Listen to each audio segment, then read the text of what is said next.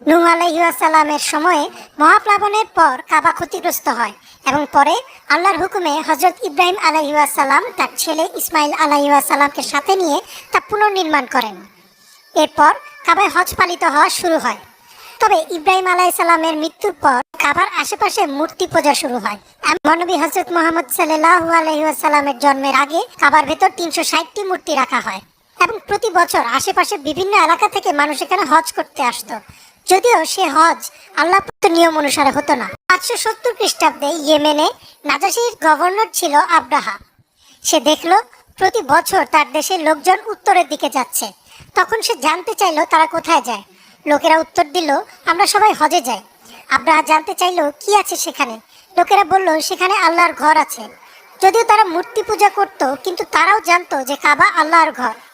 কথা শোনার পর আব্রাহা বলল, আমি তোমাদের জন্য তার চাইতেও উত্তম এবং সুন্দর একটা ঘর নির্মাণ করব, যেন তোমরা এখানেই হজ পালন করতে পারো। সে ইয়েমেনের এক বিশাল গির্জা তৈরি করলো। একটি গির্জা নির্মাণ করলো আব্রাহা এবং সে ভাবলো এটা হচ্ছে সম্পূর্ণ আরবের মাঝে সবচেয়ে বড় গির্জা। আব্রাহা ঘোষণা দিল যে ইয়েমেনের সকল বাসিন্দা কাবার বদলে তার গির্জায় হজ পালন করবে, কিন্তু কেউ তার কথা শুনল না। এবং তখন আব্রাহা প্রচন্ড রেগে যায় এবং সে সিদ্ধান্ত নেয় যে সে কাবা ধ্বংস করে দেবে। সে তার বিশাল সৈন্যবাহিনী প্রস্তুত করলো এবং সেই বাহিনীতে ছিল বেশ কিছু হাতি। প্রধান যে হাতি ছিল তার নাম ছিল মাহমুদ। যখন মক্কার লোকেরা আব্রাহার বাহিনীকে আসতে দেখলো, তখন তারা পালিয়ে আশেপাশের পর্বতে আশ্রয় নিল। আব্রাহা তার বিশাল সৈন্য নিয়ে কাবার কাছাকাছি চলে এলো। তখনই হঠাৎ দেখলো মাহমুদ নামের হাতিটি কাবার দিকে অগ্রসর হচ্ছে না।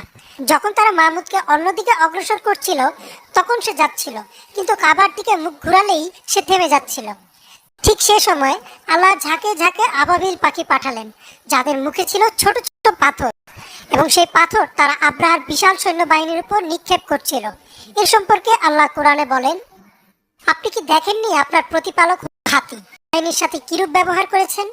তিনি কি তাদের চক্রান্ত ব্যর্থ করে দেননি? এবং তিনি তাদের উপর প্রেরণ করেছেন ঝাঁকে ঝাঁকে পাখি, যারা তাদের উপর পাথর নিক্ষেপ করেছিল। অতঃপর তিনি তাদের ভক্ষিত তৃণ সদৃশ করে দেন।